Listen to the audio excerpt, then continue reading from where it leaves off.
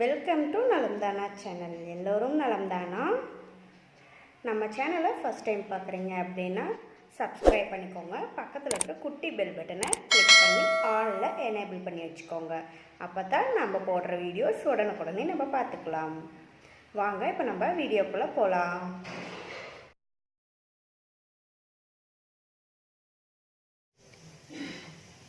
Friends, நம்ம இன்றைக்கி என்ன பார்க்க போகிறோன்னு பார்த்திங்கன்னா, ஃபிஷ் ரோஸ்ட் பார்க்க போகிறோம். இது இந்த ஊரில் பொளிச்சதுன்னு சொல்லுவாங்க, ஃபிஷ் பொளிச்சதுன்னு சொல்லுவாங்க. ஸோ நான் அதுக்கு தேவையானது பார்த்திங்கன்னா 2 மீன் நான் எடுத்து வச்சுருக்கேன். இந்த மீன் வேணால் எடுத்துக்கலாம். ஸோ நான் இந்த மாதிரி 2 மீன் எடுத்து வச்சுருக்கேன். நான் கட் பண்ணி வச்சுருக்கேன். இது ஒரு ஃப்ரை டைப் தான். ஸோ அதனால் நம்ம மசாலா இறங்கணும். ஸோ பார்த்திங்கன்னா இங்கேயும் 2 பக்கமும் நான் மசாலா இறங்கணுங்கிறதுக்காக இப்படி கட் பண்ணி 2 மீன் எடுத்து வச்சுருக்கேன். ஸோ வாங்க மசாலா என்னென்ன ஆட் பண்ணலான்னு பார்க்கலாம். காஷ்மீரி சில்லி பவுடர் எடுத்துக்கிறேன். இது 2 மீன் இருக்குங்காட்டி பத்தாது. ஸோ 3 டீஸ்பூன் பக்கத்தில் நான் எடுத்துக்கிறேன். 1/2 டீஸ்பூன் குருமிளகு பொடி எடுத்திருக்கேன். 1/4 டீஸ்பூன் பெருஞ்சீரக பொடி, சோம்பு பொடி இருக்குது இல்லைங்களா, அதை நான் எடுத்துக்கிறேன். 1/4 டீஸ்பூன் மஞ்சள் தூள் எடுத்திருக்கேன். 1/2 டீஸ்பூன் உப்பு எடுத்திருக்கேன். 1/2 லெமன் எடுத்து வச்சு பிழிஞ்சிக்கிறேன்.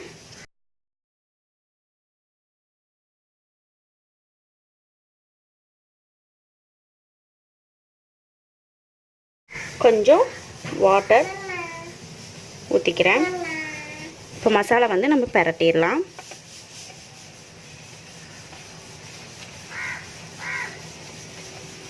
ரொம்ப தண்ணி விட்டுற வேண்டாங்க. தண்ணி தெளித்து மசாலா பிரட்டிக்கோங்க. இப்போ நம்ம மீனில் இந்த மசாலா தடவிடலாம்.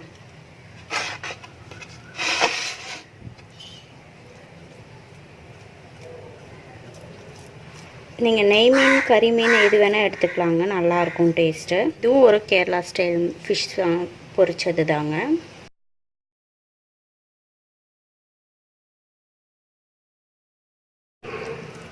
உங்களோட காரத்துக்கு தகுந்த மாதிரி நீங்கள் உங்களோட இன்க்ரீடியன்ட்ஸ் ஆட் பண்ணிக்கோங்க. ஸோ ஃப்ரெண்ட்ஸ், இப்போ நான் இதை பிரட்டி வச்சுருக்கேன். இது ஒரு 15 மினிட்ஸ் இப்படியே இருக்கட்டும். அடுத்த ப்ராசஸ் பார்க்கலாம் வாங்க. இப்போ நம்ம மசாலா அரைக்கணும். அதுக்கு நம்ம என்னென்ன இன்க்ரீடியன்ட்ஸ் ஆட் பண்ணுறோன்னு பார்த்துக்கலாம். ஃபஸ்ட்டு நான் 2 மீனுக்கு தேவையான ஒரு 10 to 15 சின்ன வெங்காயம் எடுத்து வச்சுருக்கேங்க, அதை ஆட் பண்ணிக்கிறேன். அடுத்தது 10 to 12 பல்லு பூண்டு எடுத்து வச்சுருக்கேன், அதை ஆட் பண்ணிக்கிறேன். அடுத்தது அரை இஞ்சி இஞ்சி எடுத்திருக்கேன், அதையும் ஆட் பண்ணிக்கிறேன். 1 ஸ்பூன் காஷ்மீரி மல்லி பவுடர் ஆட் பண்ணிக்கிறேன். ஆல்ரெடி நம்ம அதில் ஆட் பண்ணியிருக்கோம், அதனால் பார்த்து ஆட் பண்ணிக்கோங்க உங்களோட காரத்துக்கு தகுந்த மாதிரி. 1/2 ஸ்பூன் மிளகுத்தூள் ஆட் பண்ணியிருக்கேன். 1/4 டீஸ்பூன் மல்லித்தூள் ஆட் பண்ணிக்கிறேங்க. 1/4 டீஸ்பூன் மஞ்சத்தூள் ஆட் பண்ணிக்கிறேன். 1/4 டீஸ்பூன் வெந்தயம் ஆட் பண்ணிக்கிறேன். வெந்தய பொடி இருந்தாலும் நீங்கள் ஆட் பண்ணிக்கலாம், நோ ப்ராப்ளம். 1/4 டீஸ்பூன் உப்பு ஆட் பண்ணிக்கிறேன். நம்ம ஆல்ரெடி மீன் பெரட்டினதுலேயும் ஆட் பண்ணியிருக்கோம், ஸோ பார்த்து ஆட் பண்ணிக்கலாம். எகெயின் ஒரு அரை லெமன் நான் இதுலேயும் பிழிஞ்சிக்கிறேன். இப்போ இதை அரைச்சி எடுத்துகிட்டு வந்துடலாம். இப்போது நான் இந்த பேஸ்ட் கன்சிஸ்டன்சிக்கு அரைச்சி எடுத்துட்டேன். தண்ணி விடாமல் தான் அரைச்சி எடுத்துருக்கேன். நைஸாக அரைச்சி எடுத்துக்கோங்க. கடாய் அடுப்பில் வச்சுட்டு நான் எண்ணெய் ஆட் பண்ணிக்கிறேன். இப்போ நான் மசாலா ரெடி பண்ண போகிறோம். நான் தேங்காய் எண்ணெய் தாங்க ஆட் பண்ணுறேன். ஒரு 3 ஸ்பூன் தேங்காய் எண்ணெய் ஆட் பண்ணிக்கிறேன். இப்போ நான் ஃபஸ்ட்டு பெரிய வெங்காயம் ஒரு 3 எடுத்து சின்ன சின்னதாக கட் பண்ணி வச்சுருக்கேன். நான் மீனுக்கு தேவையான அளவு எடுத்துருக்கேங்க. ஸோ இது இதில் போட்டுடலாம். வணக்கி விட்டுடலாம், நல்லா வணங்கட்டும்.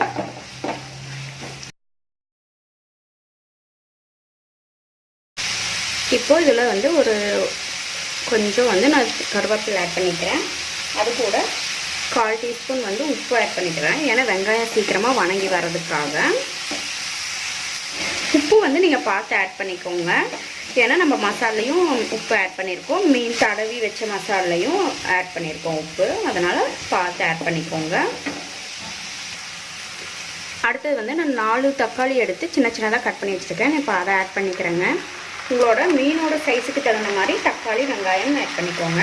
ஏன்னா இந்த மசாலா வச்சு தான் நம்ம மீனை மூட போகிறோம், அதனால் இது தேவைப்படும். நான் எங்கள் காரத்துக்கு தகுந்த மாதிரி பச்சை மிளகாய் எடுத்திருக்கேன். நான் ஆல்ரெடி மிளகாய் தூள் ஆட் பண்ணியிருக்கேங்காட்டி ஸோ ஒரு மிளகாய் எடுத்து நான் கட் பண்ணியிருக்கேன். இப்படி 2ஆக கட் பண்ணி ஆட் பண்ணிக்கிறேன். காரம் நிறையா சாப்பிட்றவங்க நீங்கள் ஆட் பண்ணிக்கலாம் உங்களோட காரத்துக்கு தகுந்த மாதிரி. இது வந்து கொஞ்சம் நல்லா வெந்து பச்சை வாசம் போகணுங்க. இப்போ இது நல்லா வணங்கிடுச்சு. இது கூட நம்ம அரைச்சி வச்ச மசாலா ஆட் பண்ணிடலாங்க. இப்போ நான் அரைச்சி வச்ச அந்த மசாலா ஆட் பண்ணிக்கிறேங்க. இது வந்து இப்போ பச்சை வாசம் போகிற வரைக்கும் நல்லா வணக்கணும். இதுதாங்க நம்மளோட மெயின் மசாலா. இதுக்குள்ளே தான் நம்ம அந்த மீன் வந்து வைக்க போகிறோம். ஸோ இது நல்லா நம்ம வணக்கிடலாம். எனக்கு உப்பு கொஞ்சம் பத்தலைங்க, அதனால நான் டேஸ்ட் பார்த்துட்டு உப்பு போட்டுக்கிறேன். நீங்களும் உங்கள் உப்பு வந்து டேஸ்ட் பார்த்துட்டு போட்டுக்கோங்க. அகைன் இப்போ கொஞ்சம் நான் கொஞ்சமாக கருவேப்பிலை போட்டுக்கிறேன். ஏன்னா அந்த ஃப்ளேவருக்கு நல்லாயிருக்கும். அதனால் நல்லா வணக்கிக்கிட்டே இருங்க. பச்சை வாசம் போகிற வரைக்கும் நல்லா வணக்கணும். ஸோ விட்டு விட்டு வணக்கணும்னா கொஞ்சம் அடி பிடிச்ச மாதிரி ஆகிடும். நம்ம வணக்கிக்கிட்டே இருக்கும்போது உங்களுக்கு வந்து ஈஸியாக வந்து வணங்கிடும், பச்சை வாசம் போயிடும். கொஞ்சம் உங்களுக்கு ட்ரையாக இருக்க மாதிரி இருந்தால் அகைன் வந்து நீங்கள் என்ன ஆயில் யூஸ் பண்ணுறீங்களோ அந்த ஆயில் வந்து ஆட் பண்ணிக்கலாம். ஸோ இந்த மாதிரி ரெடி ஆயிடுச்சு. அடுத்தது நம்ம மீன் வந்து பொரிச்சு எடுத்துடலாங்க. இப்போ நம்ம வந்து மீன் பொரிக்க போகிறோம். அதுக்கு நம்ம எண்ணெய் நிறைய விட்டு தான் பொரிக்கணுன்ட்டு இல்லைங்க. ஜஸ்ட் நம்ம வந்து தோசை தவாலேயே நீங்கள் எண்ணெய் தேவையான அளவு விட்டுக்கலாம். விட்டுட்டு எல்லா பக்கமும் ஸ்ப்ரெட் பண்ணி விட்டுக்கோங்க. ஸ்ப்ரெட் பண்ணிவிட்டு இதுவும் வந்து நான் தேங்காய் எண்ணெயில் தாங்க பண்ணுறேன். எண்ணெய் சூடானதும் மீன் எடுத்து வச்சிடலாம்.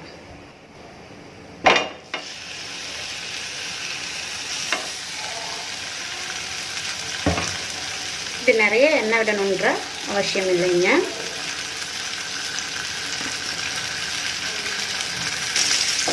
நான் எல்லா பக்கமும் எண்ணெய் ஸ்ப்ரெட் ஆகிற மாதிரி தவாவை வந்து நான் இப்படி ஆட்டி தரேன்.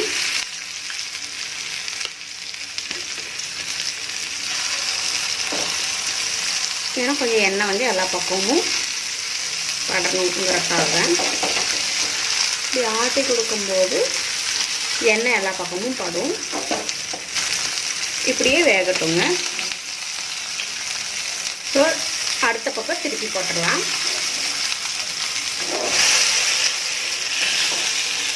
ஸோ வந்து இப்போ திருப்பி ஸோ 2 பக்கமும் நல்லா வேகட்டும்.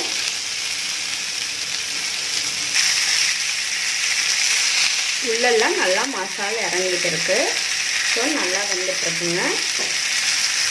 2 மீனையும் இது மாதிரி பொரிச்சு எடுத்துடலாம்.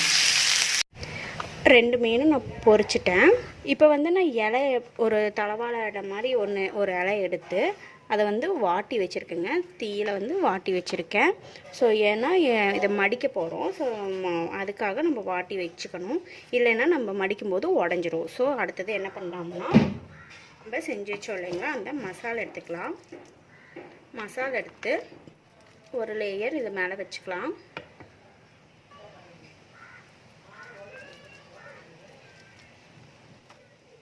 ஸோ இந்த மாதிரி பரப்பி வச்சுக்கோங்க.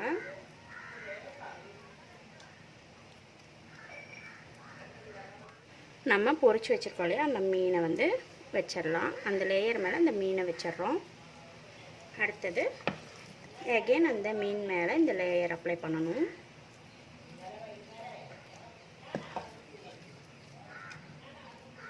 ஸோ இந்த மீனே தெரியாத மாதிரி நம்ம இந்த மசாலா வச்சு மூட போகிறோம்.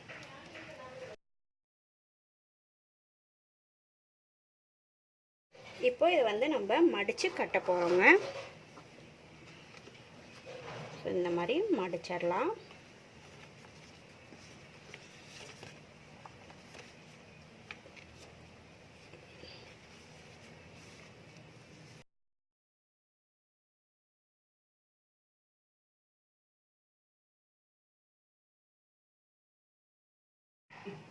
ஸோ இப்போது நான் மடிச்சிட்டேன். அடுத்தது நூல் வச்சு நம்ம கட்டிடலாம். ஸோ நம்ம இந்த பூ கட்டுற நூலாக வச்சுருப்போம் இல்லைங்களா, அதை வச்சு நம்ம கட்டிக்கலாம். துணி தைக்கிற நூலாக இருந்தால் உங்களுக்கு வந்து கிழிஞ்சு வந்துடும் இலை. அதனால் நீங்கள் இந்த மாதிரி பூ கட்டுற நூல் வந்து யூஸ் பண்ணிக்கோங்க.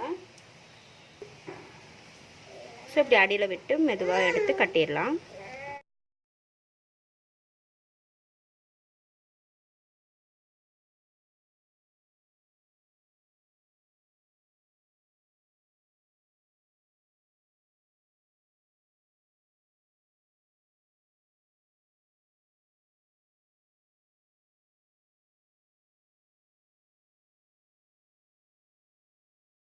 ரொம்ப டைட்டாக கட்ட வேண்டியது இல்லைங்க, சும்மா ஒரு நாட்டு இலை ஓப்பன் ஆகாமல் இருக்கிற கட்டினிங்கன்னா போதும். நம்ம இப்போ கட் பண்ணி விட்டுடலாம்.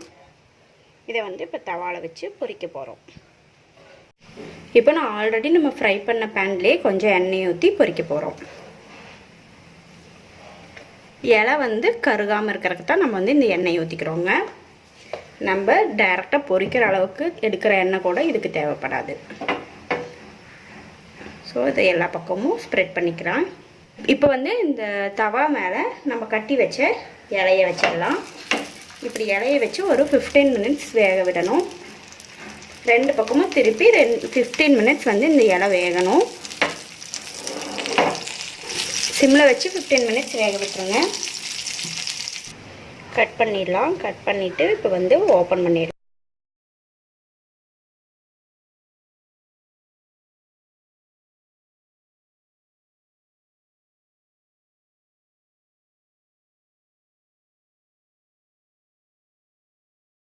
நம்மளோட ஃபிஷ் பொளிச்சது ரெடி ஆகிடுச்சு. ஸோ இதாங்க, இப்படியே நம்ம வந்து எடுத்து சாப்பிடலாம். கிரேவி ப்ளஸ் இந்த ஃபிஷ்ஷோடு சாப்பிடும்போது செம்ம டேஸ்ட்டாக இருக்கும். இதை வந்து நம்ம சாப்பாடு கூட வச்சு சாப்பிட்லாம். இந்த கிரேவியும் மீனும் வச்சு சாப்பிடும்போது டேஸ்ட்டாக இருக்குங்க. இவ்வளோதாங்க. இந்த வீடியோ உங்களுக்கு பிடிச்சிருந்தா லைக் பண்ணுங்கள், ஷேர் பண்ணுங்கள், கமெண்ட் பண்ணுங்கள். தேங்க்யூ.